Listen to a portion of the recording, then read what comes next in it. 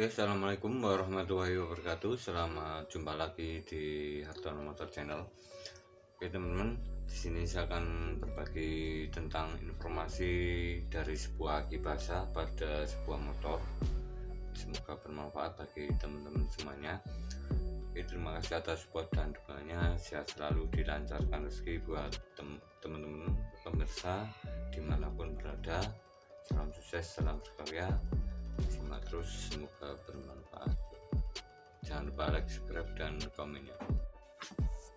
Oke teman-teman, di sini saya akan berbagi tips tentang masalah dari sebuah aki basah. Ini kita bisa melihat dengan mudah tentang sebuah sistem pengisian dari sebuah kendaraan pada motor kita. Dan kebetulan di sini saya ada Kiprok punyanya Grand atau punyanya Supra lama 100 cc. Dan di sini kita bisa melihat dimana untuk Kiprok itu sendiri kita bisa mengecek dari beberapa bagian.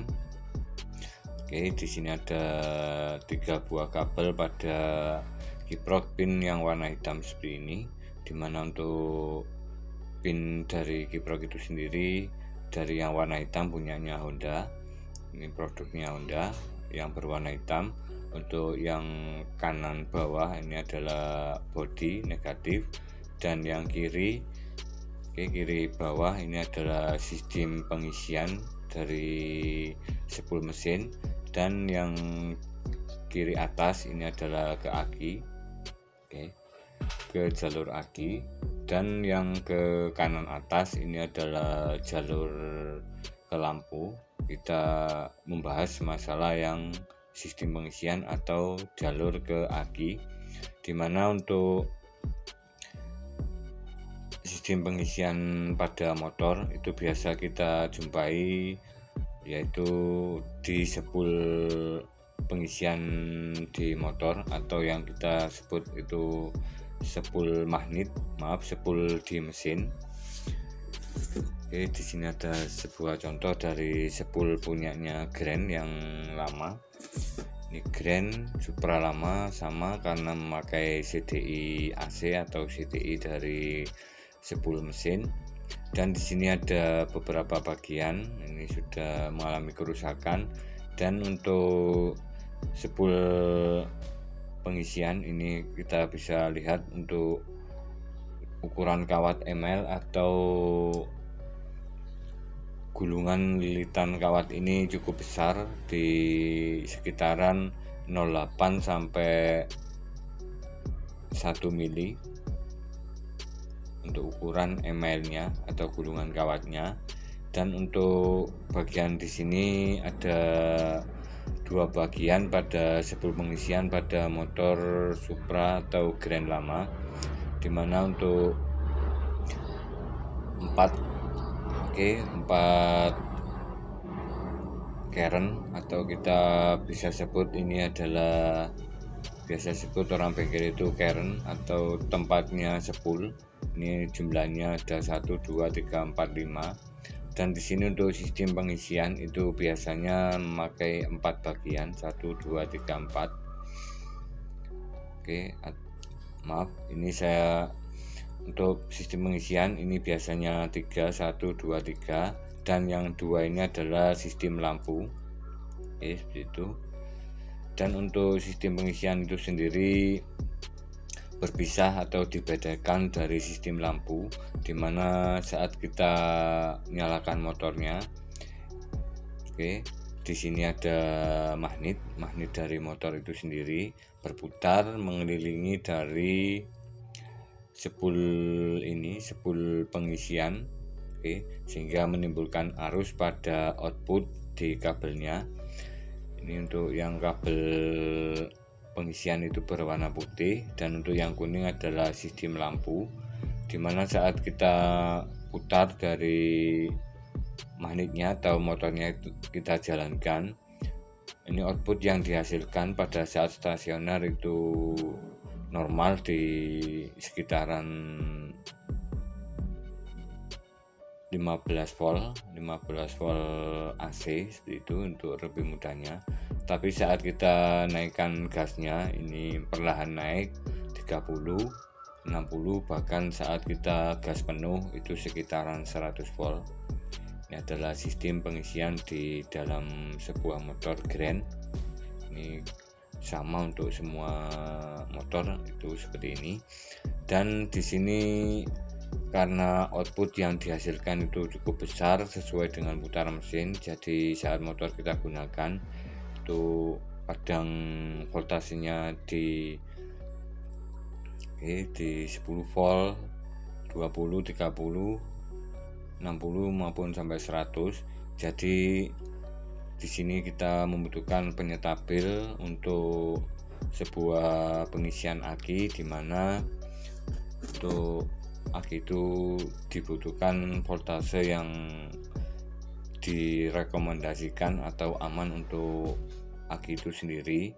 Jadi ini adalah sebuah alat tambahan di mana untuk mengatur atau regulasi supaya outputnya itu tetap stabil dan tidak melebihi batas dari pengisian aki.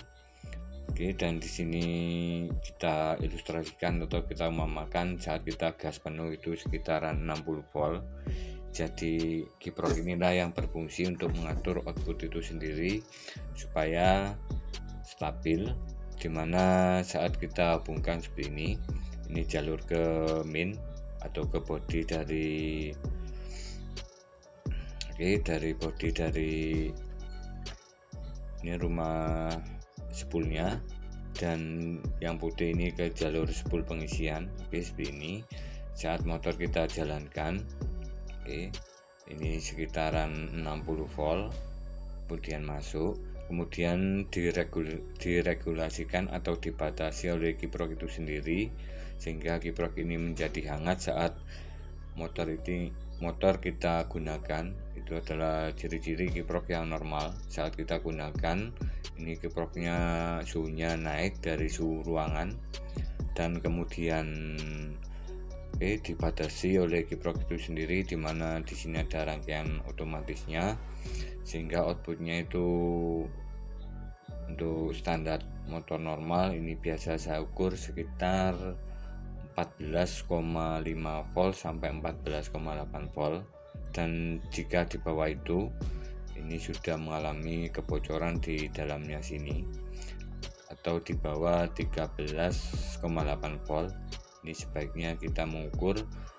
Jika terjadi masalah pada sistem pengisian, ini kita cek dulu bagian yang utama atau yang termudah, bagian luar mesin adalah bagian kiprok itu sendiri, dimana kita bisa melihat menggunakan volt digital. Kita lihat outputnya berapa voltase saat kita naikkan gasnya. Ini harus yang bagusnya atau yang standarnya di 14,5 volt sampai 14,8 volt. Oke, seperti itu untuk sistem pengisian yang supaya lebih mudah kita mengenali sebuah analisa kerusakan pada sistem pengisian yang berpengaruh sekali terhadap aki itu sendiri. Oke, dan untuk selanjutnya di sini saya ada sebuah aki basah. Oke, untuk aki basah kebetulan di sini saya ada punyanya Yuasa. Ini biasanya 12 volt 5 ampere, YB 5L. Oke, 5 ampere. Dan di sini untuk sistem pengisiannya ini ada 0,5 ampere 10 jam. Oke, ini pengisian normal atau pengisian lambat. Oke, gitu. Dan untuk pengisian lambat ini sangat bagus sekali untuk aki yang mengalami ngedrop atau nilai voltasenya sangat rendah di 9 volt. Kita bisa gunakan pengecasan di 0,5 ampere. Dan untuk pengecasan cepat ini biasa digunakan saat aki ini ngedrop atau tiba-tiba mengalami pengedropan. Ini biasanya kita lupa mengoffkan dari kunci kontak, atau intinya motornya itu nyala terus dari sistem kelistrikannya tetapi motornya tidak jalan. Itu kita bisa gunakan Oke, sekitaran untuk aki seperti ini menggunakan 5 ampere juga sudah aman atau tetap aman, tetapi lebih bagusnya itu menggunakan 0,7 ampere. Oke, kita bisa menggunakan sekitaran 3 ampere trafonya saat kita lakukan pengecasan. Ini untuk pengisian lambat 0,7 ampere. Oke, itu. Dan di sini untuk kondisi atau dari sebuah aki basah saat lama kita gunakan atau beberapa tahun kita gunakan, ini biasanya kita gunakan selama 2 tahun. Oke, seperti ini. Dan kita bisa melihat bagian bawahnya sini. Oke, di sini sudah mulai timbul endapan-endapan. Oke, endapan-endapan seperti ini.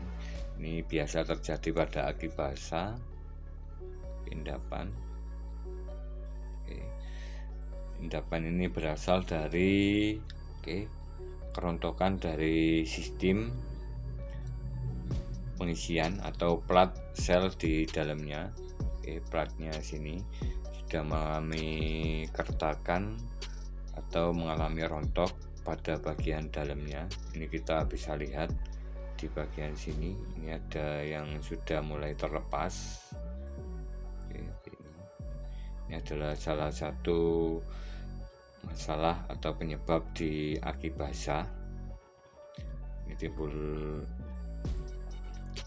timbul endapan-endapan ini juga bisa mempengaruhi dari kualitas aki atau kekuatan aki itu sendiri. Dimana kita bisa melihat jika kondisi aki sudah mengalami pengedropan, kita bisa mengecek dengan sangat mudah melihat kondisi dari sebuah aki basah seperti ini. Kita lihat di sini. Ini kemudian di bagian platselnya, bagian luar, ini sangat mudah sekali untuk melihat. Dimana untuk platnya di sini ini masih utuh. Belum ada yang terlepas. Ini biasanya ada kotak-kotak seperti ini. Kotak-kotak ada timah yang dari platnya itu sendiri, tapi untuk yang bagian berlubang-lubang itu rontok ke bawah. Ini sudah mengalami masalah dan tidak bisa digunakan lagi untuk aki basah seperti ini. Dan kemarin ada yang bertanya tentang penambahan air aki. Untuk penambahan air aki basah, kita bisa gunakan aki yang warna biru, warna biru seperti ini. Ini bisa kita gunakan. Dan untuk penggantian, ini biasanya jika suatu aki basah saat kita gunakan itu selalu ngedrop atau voltase selalu turun, selalu tidak bisa menyimpan arus. Intinya saat kita cas itu voltasenya selalu menurun, beberapa saat langsung menurun. Ini biasanya kita bisa melakukan membuang air akinya, kemudian kita masukkan air panas, kita kocok-kocok. Ini kadang saya lakukan seperti itu, kita kocok-kocok, kemudian kita buang lagi sehingga endapan di dalamnya sini, endapan di dalamnya sini itu hilang. Ini biasanya karena endapan ini sudah banyak, sudah tebal sehingga menyentuh dari plat-plat selnya. Di antara plat sel 1 negatif positif ini tersentuh oleh endapan itu sendiri yang bisa mengakibatkan penurunan dari kapasitas karena terjadi hubungan yang pendek, hubungan yang bisa menyebabkan penurunan dari voltase aki itu sendiri. Jadi endapan itu bisa menyebabkan short atau pengurangan voltase seperti itu untuk aki basah, dan kita bisa membersihkan dari endapan ini kita cuci, kita masukkan air panas, kita kocok-kocok, kita ulangi beberapa kali, 3-4 kali sampai benar-benar bersih. Kemudian kita balik, kita bersihkan sampai benar-benar tuntas atau air panasnya itu sudah mulai berkurang. Kemudian kita lakukan pengisian kembali dengan air aki sir ini supaya voltasenya lebih meningkat, atau air aki kuning. Oke teman-teman, dan untuk aki ini akan saya tes hasilnya. Dan kemarin itu akinya ngedrop, voltasenya sedikit. Oke, ini kemarin dari teman yang tukar aki, ini saya berspekulasi atau mencoba untuk melakukan pengecasan dari sebuah aki yang tadinya ngedrop atau tidak bisa mengeluarkan arus listrik. Ini saya sudah coba dan kita lihat hasilnya, dimana saat saya cas ini sekitaran 2 jam, sekitaran seharian biasa saya menggunakan cas yang memakai kiprok motor. Pada rangkaian yang sebelumnya menggunakan kiprok motor untuk pengecasan maupun perbaikan dari sebuah aki kering maupun aki basah. Ini saya gunakan trafo 5 ampere dan kiprok motor. Dan setelah saya lakukan pengecasan, di sini tidak terjadi panas walaupun endapannya sangat banyak sekali. Ini bermacam-macam sekali kondisi tentang masalah dari sebuah aki basah. Ini kita kadang cas itu panas sekali, itu tandanya akinya sudah tidak bisa digunakan lagi, atau voltasenya saat kita bersihkan kemudian kita cas itu ngedrop lagi, itu tandanya akinya mulai bermasalah atau tidak bisa digunakan lagi. Dan harus ganti yang baru. Dan di sini untuk kondisinya untuk aki ini pelajarnya masih bagus. Ini masih bagus, dan saya akan tes menggunakan baterai, menggunakan cas dari produk BRT yang ada tes dari akinya itu sendiri. Saya coba kita tes dulu hasilnya, yang pasang kabelnya. Ini saya cas sekitaran 12 jam. Akinya saya cas 12 jam. Kita tes hasilnya sekarang. Kita nyalakan, mendiagnosa dari voltasenya. Untuk voltasenya 12,7 volt. Ini sangat tinggi sekali.